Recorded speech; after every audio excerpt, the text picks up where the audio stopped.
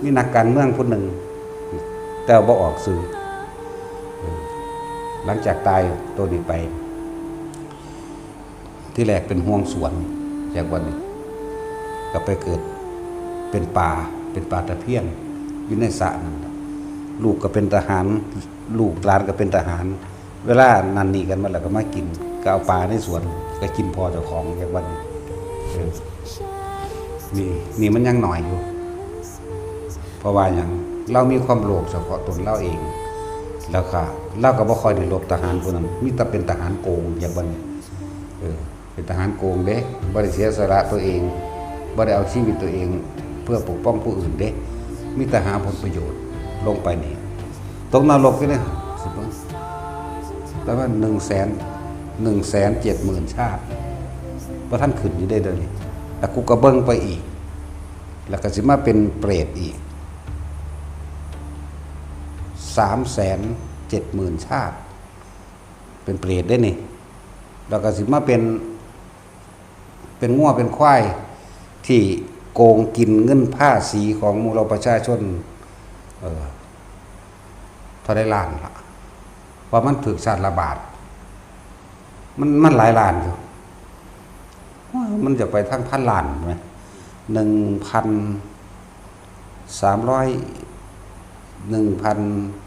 จะได้ล้านศาสตร์นี่แหละ1,307ยังหมื่นเรียกว่ามันล้านชาติเด้คือมาเป็นงัวเป็นควายใส่คนแต่ละคนจักบ่ถือว่าคนตอนนี้มี70 ล้านคนนี่ยังหน่อยนี่บ่นี่ก็เกิดเป็นงัวให้เขาขาใส่งานอย่างหนักแล้วก็ขากินโดยบ่มีความเมตตาใดๆทั้งสิ้นถือว่าตอนนี้มี70 ล้านกับ70 ล้านศาสตร์อันนี้มันบ่แม่นติเพราะมันถูกศาสตร์ระบาดมึงเฮ็ดรถหน้ามึงสิเป็นหนี้แผ่นดินนั่นนี่หลังจากนี้จะไปไหนหลังจากเป็นงัวเป็นควายใส่นี่ลากเกวียนไถนาเป็นตอนเป็นควายกับไถนาเป็นตอนงัวกับลากเกวียนเข้าใจบ่ล่ะ1,300 ล้านชาตินี่นะประมาณนี้เด้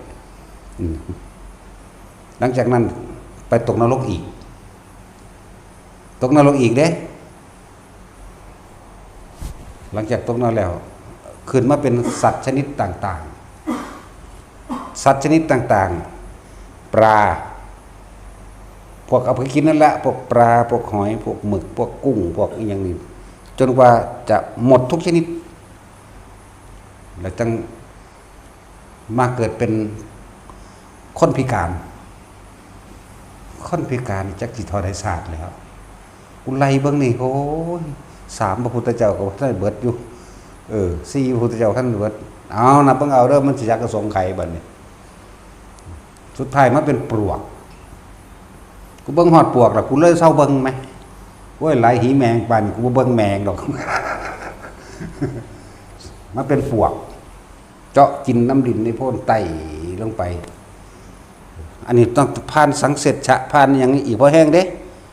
นี่เบาขึ้นมาแน่เลยได้มาเป็นปลวกขึ้นมากินขี้ดินอีกคือเก่าแล้วนี่เหมือนตอนมันเป็นนักการเมืองทหารนักการเมืองก็จะว่าที่เว้ามานั่นแหละถ้าออกซื้อมาก็ปั้วโลดแล้วหูจักเบิดโลกนี่แหละ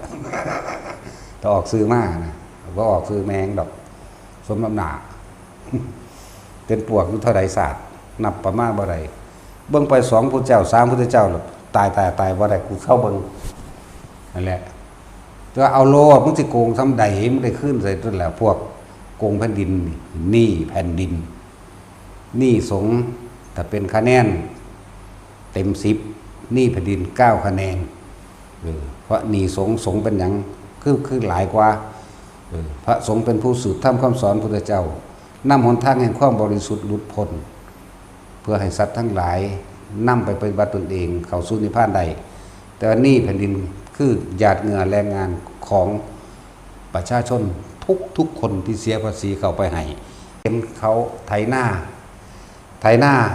เอาควายมาไถนาดำหน้าแล้วเมื่อสุดท้ายขาใส่ข้าวเขียวบ่แปลกเลยเพราะว่าเฮาไล่เบิ่งแล้ว โอ้ยกูจะเห็นขาแมงซุมือคนนะกูอยากบอกละ เพราะกรรมมันหนักเหลือเกินที่มันเฮ็ดไว้ก็บอกผลผู้เก่านี่เด้แต่ว่าก็เห็นอยู่บ้านนั่นแหละไถหน้าแล้วสั้นดึกเขาขาใส่เงินเขาเขียวหน้าบ้านเฮาว่า ก็คือแล้วเขาเก็บเงินเจียวเขาหรือตีเขาคนเราเก็บเงินกับผู้เดียวนี่แหละอันผู้ว่าอยู่เดียวนี่แหละนั่นแล้วมีเป็นที่เป็นสั่นนักการเมืองหรือข้าราชการที่โกงขี้โกงไปเถอะบ่โดนบ่นานมึงก็ตายดอกนาเนาะชาติเดียวเบิ่งเด้อนี่เสียเรียกว่าทำเสียเพียงแค่ชาติเดียวเวลาเดียวนี่แต่รับผลอีกยาวนานเง่าทำไดแบบมากจนข้านเบิ่งบ่เบิ่งมันเลยแต่อีกผู้หนึ่งชีวิตอยู่ในพระพุทธเจ้าองค์ที่สองแล้วก็กระเบิงอยู่ผู้นี้มันวิทย์ด้วยในพุทธเจ้าองค์ที่สองคนกลับต่อไปเด้บ่แม่นกลับนี่เด้จากบ่นี่จังซั่นแล้วมันยังอยู่ในนรกเดียวนี่ก็เลยเขาบอกรู้พอสิอริยะพันเกิดอยู่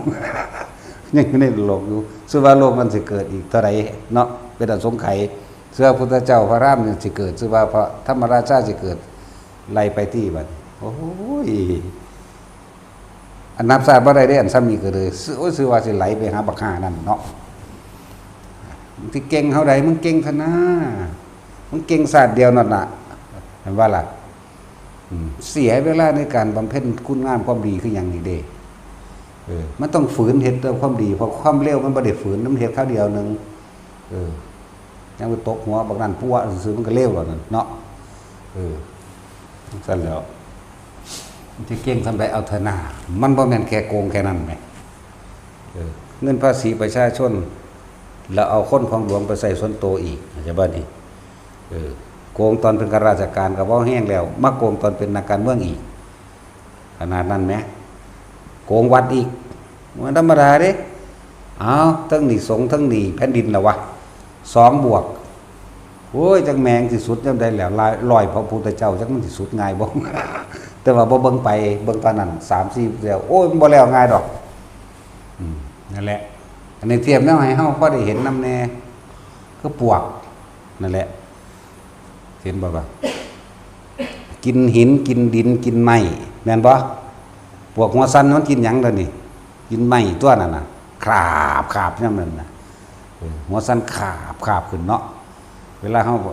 เข้าป่าทุดงไปเฮาเห็นนั่นน่ะบางที่เขาก็บ่ได้อยากเห็นมันเป็นภาพขึ้นมาโลดแล้วก็ไปเป็นโลดแม่งแต่นักการเมืองเต็มอยู่บ่แม่นคนจังซั่นแล้วเรียกว่าโกงแผ่นดิน